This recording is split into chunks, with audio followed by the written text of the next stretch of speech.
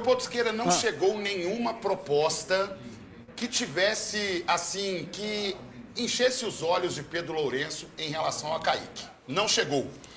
Os times que tentaram uma investida foi o Betis, né? O principal foi o Betis, e o Barcelona também andou dando uma sondada.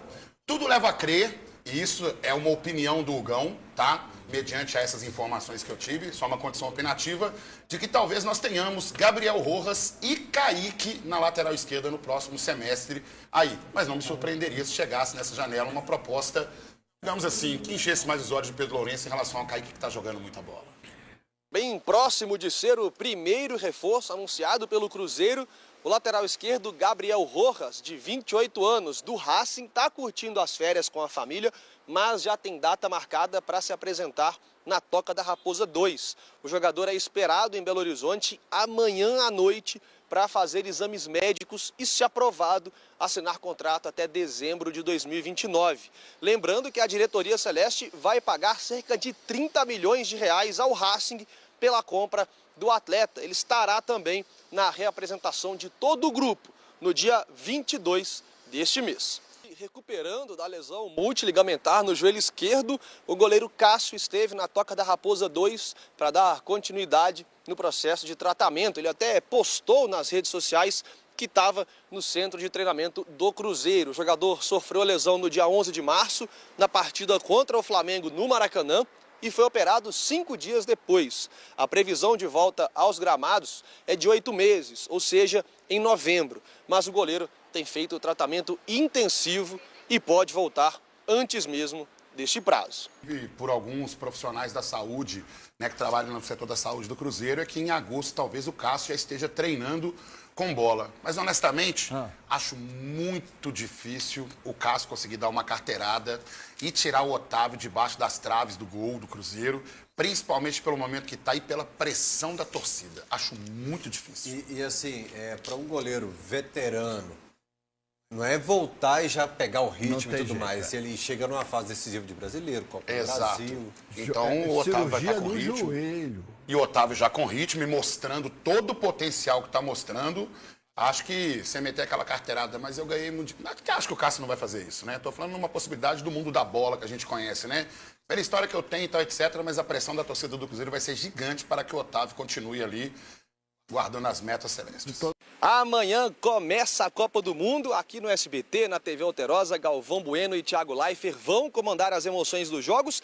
Do Atlético, 4 estarão no Mundial. No Paraguai tem Júnior Alonso, que não vai ficar no alvinegro, mas ainda tem contrato até dezembro deste ano. No Equador, 3 são do Galo. O volante Alan Franco, o lateral direito Preciado e o atacante Alan Minda. Aliás, o Minda tá com moral por lá, viu? Segundo o portal Futebol Equador, o técnico Sebastián Becassese tem praticamente toda a equipe definida, mas também uma dúvida no ataque. Nilson Angulo ou Minda, que tem sido destaque do Equador, inclusive como titular no último amistoso antes da Copa, na vitória contra a Guatemala por 3-0. Vale destacar também que o Alan Franco está confirmado entre os 11 iniciais da equipe equatoriana, que está no grupo E, com Costa do Marfim, Alemanha e Curaçao. Estreia do Equador vai ser no próximo domingo contra a Costa do Marfim, na Filadélfia.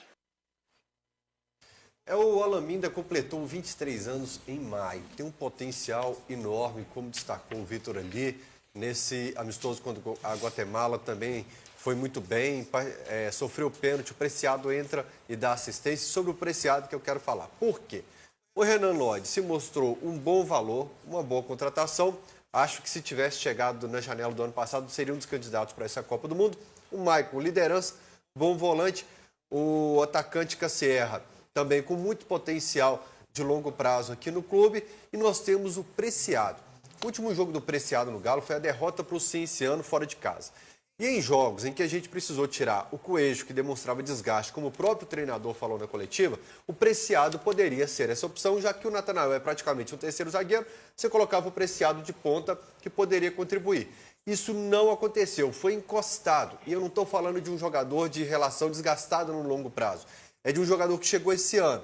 Por isso, Léo, fico muito curioso. O que aconteceu com o Preciado de lá para cá? Acho que, pelo menos, como um jogador de segundo tempo, ele poderia agregar e muito. Anúncio aí, ó. Pois é, o Arthur, que algumas vezes até chegou a jogar de zagueiro também. Decisão amigável para rescisão de contrato. Na tela seguinte, é o Miltinho que está de volta, né? Na tela seguinte a gente confere. Congela.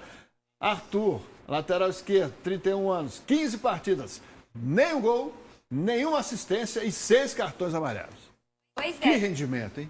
bom o rendimento dele e parece também que teve um desentendimento com o Alê no treino na semana passada. Eu não sei se isso tem a ver com essa dispensa do lateral, mas fato é que no último jogo eu até comentei que o Dalbert pediu para sair, estava sentindo dores e momentos depois tomou o gol. E aí no banco a gente tinha o Luiz, que é um menino que é da base, né? Que não estava treinando com o time nem nada, que foi pego de surpresa por opção do time que não levou o Arthur para esse jogo. Eu não sei se foi uma medida de... como é que se fala? Por conta dessa discussão, eu não sei se foi opção porque já iria sair. Fato que ele não foi. E aí tínhamos o Luigi e o técnico resolveu acabar não trocando, né? Não tirou o Dalbert. E o América foi muito prejudicado nesse jogo. Os lances aconteceram muito ali pela lateral esquerda. Mas é isso. Boa sorte para Arthur e... Segue a vida da América. Segue a vida da KP, que é a diferença entre Atlético e América. Olha só, que coisa. Landinha. Eu acho desnecessária essa comparação. 12 pontos de diferença, hein, meu povo? Ai, mas o América tá com muitos pontos, assim, pra sair da lanterna, quem dirá do Atlético. Mas 24 parabéns. gols sofridos é coisa São demais. 2 Cadê o gols Manuel, não? por jogo. Pois é, cadê o Manuel? Tava no banco no Não, último mas também não jogo. é assim chegar aí jogando, não, gente. O cara tem que pegar ritmo. Uai, mas gente, com quantas 24 gols rodadas já sofridos, passaram? 24 gols sofridos, o Gão coloca o Alencarzinho na defesa, mas Aí muda você alguma coloca coisa. o cara lesiona lá, tem que preparar. Então mesmo, tá aí. calma, né? Tá. A torcida dá o recado através de panfletos e na palavra. O maior reforço que a América poderia ter é fora de campo. A diretoria, esse Paulo Assis é um cara que até hoje ele não acertou nenhum reforço para a América. O time não se acerta, toma viradas em casa. Mesmo de técnico novo, continua na lanterna da Série B. A gente tem feito reuniões diárias, não somente com a equipe técnica, mas também com a direção, com os atletas. A gente tem procurado conversar individualmente com cada um.